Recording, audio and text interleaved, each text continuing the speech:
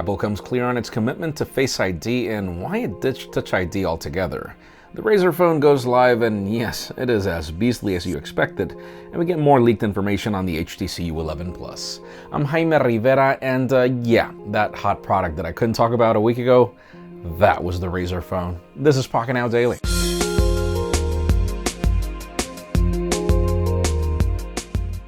The official news today begin with information that's long overdue. I don't know exactly why Samsung has to beta test their versions of Android and they take so long to launch them while other companies just do a good job at doing it. But anyways, the beta for Oreo on the Galaxy S8 NS8 Plus is apparently going to launch very soon.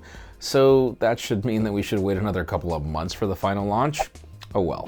Now let's talk about the HTC U11 Plus, and I don't even know why I'm covering this right now if by the time you're watching this video, it'll most likely be announced at 3 a.m. Still, that's when the event is going to happen at Eastern Time, and we've got some leaked renders that show us what to expect.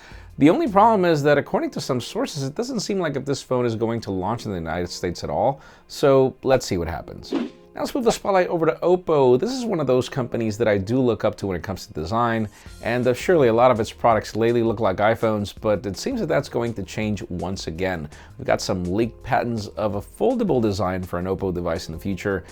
The folding design doesn't necessarily seem enticing, but then again, the point is that the company's actually working on it. Let's see when we get something that we can play with. Now let's talk about Apple, as for those of you that have been wondering why Apple decided to ditch Touch ID and this and that, there's a very interesting article from TechCrunch in the link in the description that shows us that apparently Apple was considering killing Touch ID altogether ever since it realized that it could do Face ID this well. Meaning they weren't even testing a fingerprint scanner under the display or a fingerprint scanner at the back. Apparently, ever since the iPhone X project began, it was all about Face ID.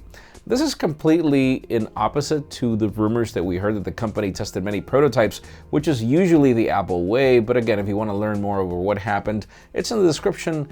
We can't wait to get our iPhone X to tell you more, but apparently not everybody's happy with Face ID. And finally, the very hot news today have to do with the Razer Phone. Probably one of the coolest products I've seen this year, mainly from a design standpoint, from those speakers, from the whole consideration of 120 Hertz on the display. The fact that it's not necessarily a gaming phone, I'm still not a fan of mobile games. Many are pretty much redundant and not necessarily as powerful as PC games, and that makes all the sense in the world. Another thing is I would have loved to see some sort of a controller that works with this phone, but still, it is a gorgeous design that I am definitely recommending and that I cannot wait to get for review. But it leads me to the question today. The question I didn't ask in the video is, what did you think about the Razer Phone? Did you like this device or not?